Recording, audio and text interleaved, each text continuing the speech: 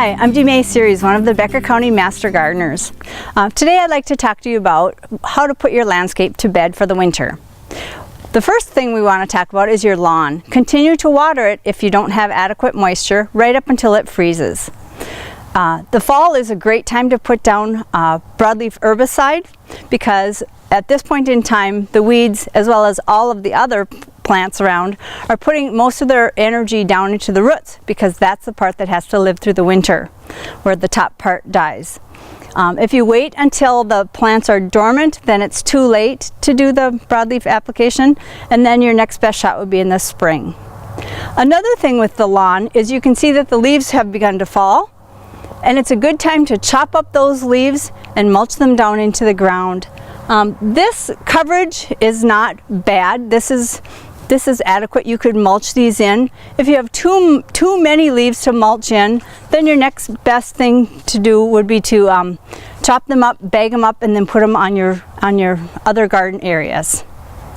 Next, we're going to talk about your trees.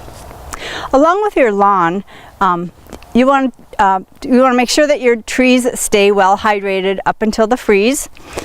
If you have any leaf spots or any diseases in your trees, you want to either make sure that you remove those leaves from the area, or you want to mulch them in like we talked about before.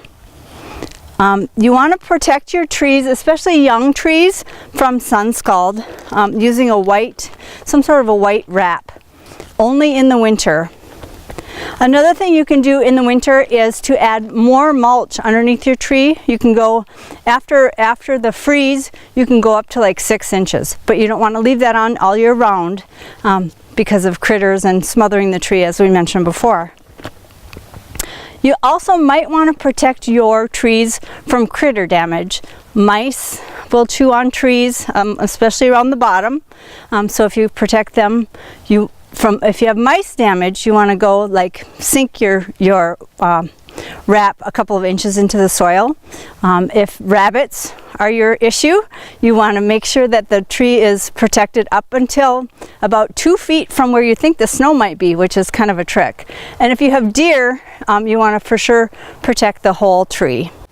This is what I find one of the easiest ways to protect a small plant. These are just baby apple trees. And you can use chicken wire or anything that you can put around the tree in question to protect it from the critters. Another area for fall chores probably is your vegetable garden. We're going to go there next. Okay, here we are in the vegetable garden. Most vegetables that you would have are annuals, so you want to kind of pull them out and get rid of the debris, especially if you had any leaf spot diseases. Tomatoes are pretty well known for their leaf spot diseases, and so you want to take any of that plant material and make sure you get it out of the area. Any extra leaves, remember we talked about earlier, if you have extra leaves chopped up, they can be spread on bare soil to help with erosion and to add organic matter to your vegetable garden for next year. And then I have a few perennial things here. I have asparagus, and I have strawberries, and I have rhubarb. And what I do with that is I wait until a hard freeze, and then actually I like to cover it with any of the leaves that I have bagged up.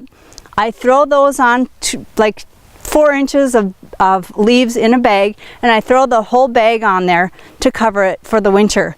And that way it's easier for me to just take it off in the spring. I prefer straw mulch for my summer mulch, and then I just throw the leaves on to protect the plants for the winter. One more area we have left to think about are your flower beds. We're going to go there next. In your flower beds, based on either your goals or your abilities, you can do several things. For one thing, keep everything watered up until it freezes. If you have plants that have leaf spots, these peonies always seem to have leaf spots, so I cut them down after they freeze and I remove all the debris out of the area. You can opt to leave your perennials just in place, and they help collect the snow and the leaves, and that provides natural mulch. You can also choose to cut some of the perennials to about a foot tall, and that will help the pollinators that nest in the cavities of the stems. There are various flowers that they use for that. You could also do some seed collecting this time of year if you'd like. and I'll show you a little bit about that. This is Helen flower. It's one of the native plants, and usually you can tell that seeds are ready to harvest when they're kind of brown and they kind of flake off like this. I wouldn't do this on a wet day. I would try to do it on a dry day, but that's how you can collect seeds from your plants. And this is a cup plant, and I wanted to just show you what the stem looks like. This is one of the plants that the nesting bees like to be in. You can see there's a little hole in there, and the bees use that as their nesting site for winter. So you might want to leave some of your perennials just for the pollinators. Well, I hope you have fun putting your garden to bed, and this winter you can dream about next year. Thanks for tuning in.